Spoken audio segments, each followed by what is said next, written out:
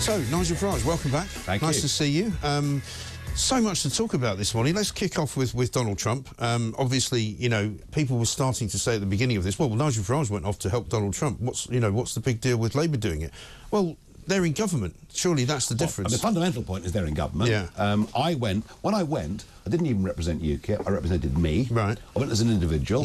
Nobody paid for me to go. Right. I was even quite cautious what I said. Yeah. I said at the big rally in Mississippi as a foreigner, I can't tell you who to vote for. Right. Mark, I did then say I can tell you who I wouldn't vote Yeah. for. Right. But no, I was always aware that American electoral law is very, very strong. The point about the McSweeney visit that was paid for by the Labour Party earlier this year, do you remember at the time the British press, Labour are going to advise the Democrats? Yes. Because Labour had been so successful targeting during the general election campaign. So look, if you add that to the LinkedIn post saying staffers, please come to America, accommodations free, no mention they'd be paying their own flights, no mention of unpaid leave. No. Clearly, they are in breach, yes, right? Or the Democrats are in breach for accepting it. Fine. But that isn't what matters. What matters is that on November the 5th, Trump is going to become the 47th president of the USA. Yeah. Looking more and more likely, isn't it? Oh, absolutely. And if you think about our relationship with America, intelligence, strategy, NATO, military cooperation, we're the biggest investors in America, they're the biggest investors here. You've got those buildings I can see from your window. Yeah. Lots of big American companies here.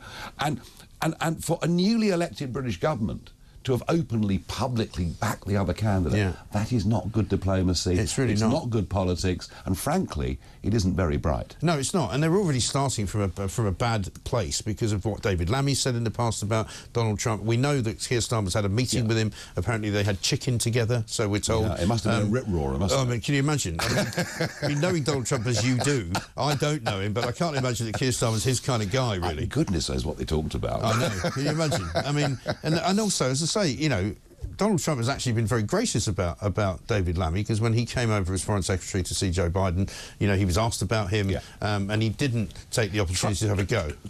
Trump surprises people how much he forgives people who said awful things about him. Mind you, he does throw a few barbs back. He does. But this still isn't good politics. It's not good diplomacy. And also, how is it possible for the Labour Party, and I said this morning when we started, there's a big picture in front of the Telegraph of this guy who I've never seen before, I don't know who he is, John Lee Howell, Labour Party's Chief Operating Officer, standing, holding a glass of something or other at the Democratic National Convention. You know, why is it that they can't seem to put stories away? You know, stories come up and surprise them, and they don't seem capable of putting them to bed. Well, I mean, Labour you have to be honest and say that the Morgan McSweeney strategy for fighting the election campaign was nothing short of brilliant. Yeah. Look how many seats they've got, how few votes they've got. Yes. You know, that tells you how well they campaigned. targeted it very well. They did it very cleverly. There's no doubt about that. But that's a different skill set to managing PR, media relations, bad news stories. You know, I don't always see eye to eye with Alistair Campbell, but there's no doubt he was good at his job. In the early Blair years, you know, they'd have shut this down immediately. Of course. Because they'd have known what the truth was. Yes. They'd have known what was really going on. Right. And, you know, here we are just over 100 days in. And they frankly look, in terms of public opinion and national news stories, they look pretty rudderless. They do. And I mean, they've had Sue Gray, who was supposed to be the queen of organisation, plotting the whole first 100 days, presumably didn't work out that she was going to go on the 93rd day. Nobody knows where she is. I actually said to Steve Reid yesterday, he's the Environment Minister, Secretary of State, is she in America campaigning for Kamala Harris? Because nobody knows what she's doing. Well, they won't tell us whether she's still being paid £170,000 a year. What the hell's going on? Sounds to me, Mike, like you should launch a sort of Where's Wally type competition. Well, somebody did suggest that yesterday. But equally, since she left, it hasn't got any better. So McSweeney's now in charge, and they're still rudderless. So because she wasn't the problem. Because McSweeney's got a different skill set. Yeah. You know, they need an Alistair Campbell. Yeah. Well, maybe they'll call him and bring him back. Let's talk about Lord Ali. It turns out that he actually did break the rules in the House of Lords. Everybody says not very important. It's only a small breach. It's 4 different things that he forgot to register. What I would say is that if he is as involved and enmeshed with the Labour government as we think he is, surely if his attention to detail is so bad that he doesn't register even being a patron of his own partner's charity, what's going on? Yeah, I mean, look, he's made mistakes. They're not, you know, sort of awful. They're not. They're not awful. But there may be others. But that's a reasonable point. We don't know the answer to that. But it's just funny how mainstream media gives certain people a complete free pass. Yeah. I mean, if this was an ex-Tory cabinet minister sitting in the House of Lords, I mean, they would be the most greedy, awful... Of course. I mean, I'm still looking for an answer to the question which I put some weeks ago, which is, what was he doing having meetings with Bashar al-Assad in Syria? You know, when Labour weren't even in government. What was that all about? There's an awful lot we don't know. Awful lot we don't know. Yeah. But, you know, cash for access alone... Yeah. I mean, and to have a pass. And they're sort of trying to let us all forget about that. Yeah. They're trying to push it all away and go, well, to be honest, though, there are so many bad stories that you know, there are so many things. I mean, you know, I've never seen a government get off to a worse start. No. Well, we've now got not only two-tier justice, which we can talk about with locking up the wrong people. We've got two-tier CPS, it would seem. We've got two-tier pension scheme with public sector versus private sector. Let's talk about the CPS. I mean, surely now it's time to ask the question, is the CPS fit for purpose?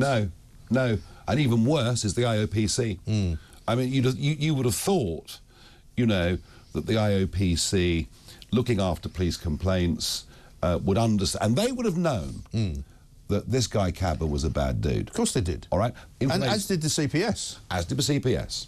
Now, you know, two wrongs don't make a right, and that's absolutely clear. But what was astonishing was for the charge to be murder. At worst, manslaughter. Yeah.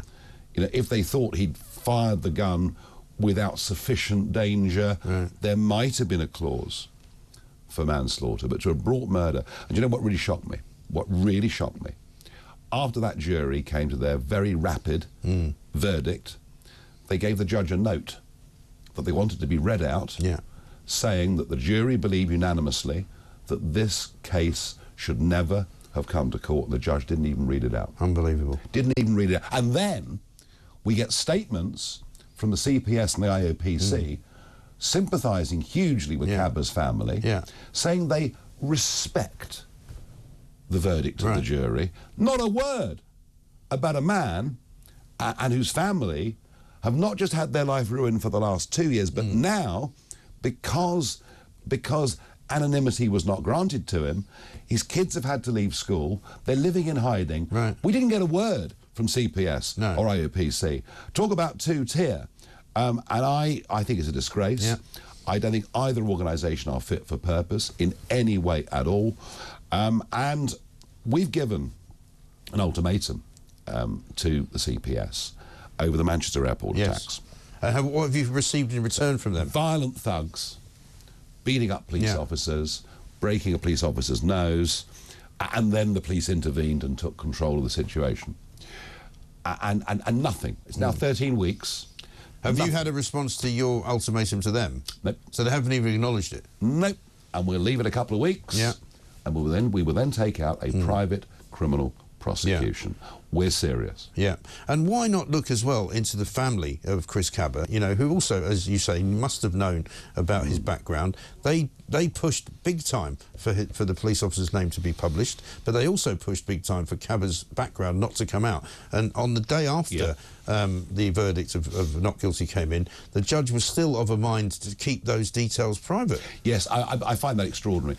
On the anonymity of the police officer, I mean, to be fair, it was the press that wanted his name, but his brief pleaded with the judge and said, look, I understand why people's names need to be out there. It's a matter of public interest, but in this case, given, and of course, you know, he didn't say it, but given we're dealing with gangsters, you know, I have to say, credit to Yvette.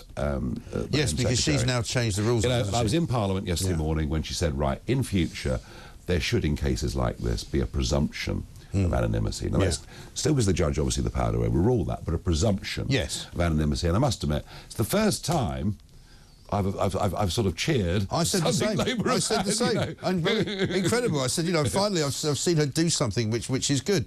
Let's talk about Sadiq Khan as well, because Sadiq Khan's statements, both before the trial and since the trial, have been woefully inadequate when it comes to supporting the police. But hang on, he's supposed to be running the Metropolitan Police, isn't he? Well, you would have thought so. Look, there are some people in this country who want virtually every piece of politics and conflict to be broken down on racial grounds and racial injustice. And it's just a disaster. It is. It doesn't bring society together. It drives society apart. And I think, do you know what? Do you know what? If I got something as badly wrong as that, I would honestly say, do you know what? I got it wrong. I'm sorry. We have not heard a word of apology. Nothing. Nothing at all. Nothing. We have got some news on Khan this morning. I don't know if you've heard this. No.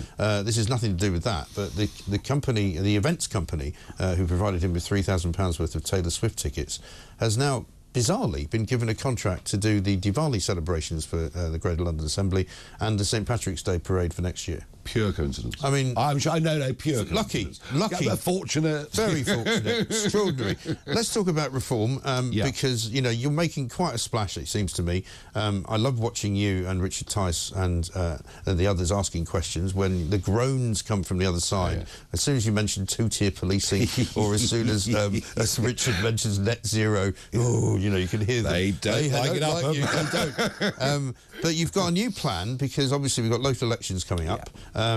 You've thought about possibly co-opting people and moving people from one party to another. So I have to do a job as an MP. I have to do the job, you know, both in the constituency and in the Commons, to the best of my abilities. Most of my time now is taken up with party management, party structure, party organisation.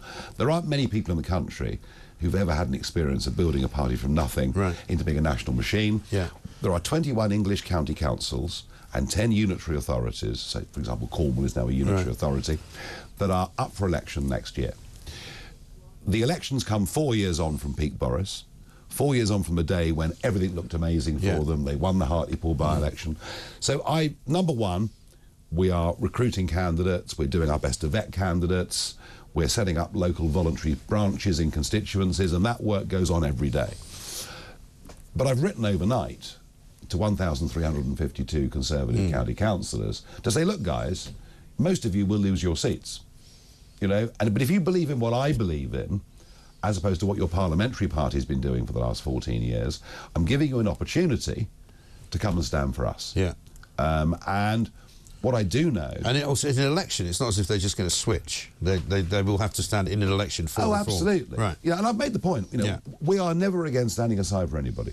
We did that in 2019 without perhaps the kind of result that we really wanted. So yeah, and we're very ambitious, and, you know, we've got a huge amount to do, but I think our potential next May, first Thursday of May next year, is you will see us break through on a national stage in a way that perhaps most people don't yet anticipate. And do you think you can now defend reform as an organisation better than perhaps when you got elected, because people were critical of the way that it was run, that it was a private company and all of that? Do you feel that you could now stand up and go, look, it's a problem, now here it is, this is the organisation? Mike, we're going through a legal process, you know, where I will not be the majority shareholder. Mind you, it did make decisions easy, but... well, I mean, I've always said that, you know, dictatorship's far better. You get a lot more done. The point was that reform was an infant and now it's an adult. So we're going through a legal process where the party members become the shareholders. We have a constitution. So the democratisation of the party is going apace.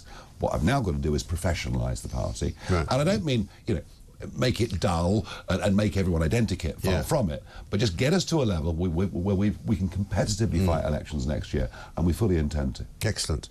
Let's talk about Remembrance Day. Some parades apparently are not getting insurance. So I was contacted by some constituents yesterday. The town of Walton, which, by the way, has the first ever statue in Britain to a private soldier. Oh, really? He was a Walton lad that won the Victoria Cross in 1918. So Walton every year have a parade, you know, the local associate scouts, etc., whatever, have a parade to the memorial and a wreath laying, and they're told now the parade can't go ahead because the Royal British Legion can't get insurance for such parades. I've looked into the figures, and over the last 5 years in the county of Essex, we've gone from 77 parades to 9. Wow.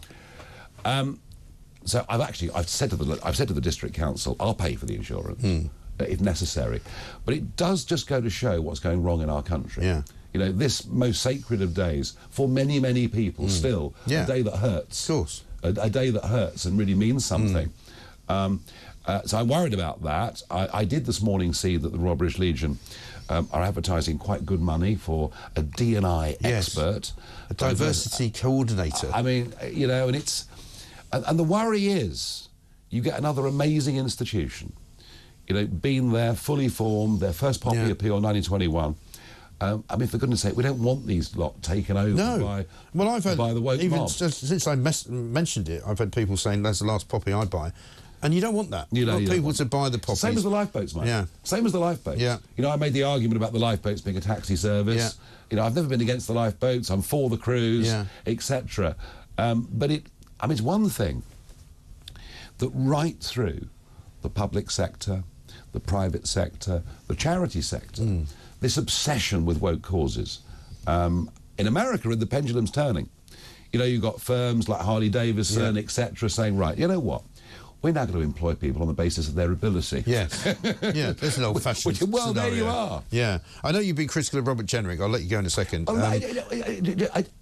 How can I believe anything he said? Yes. No, I mean, funnily enough, one of the tweets that you put out was while I was interviewing him, so I was able to put it to him when we were talking about the, you know, the processing centres that are going to be built or used up in Kent by the Labour Party, and you said, coincidentally, as we were talking about it, well, he was going to do exactly the same thing, and he denied that, and he said, no, that's not true. But does that mean that you'd rather, do you care who becomes the new leader, whether it's Kevin Badenoch or him?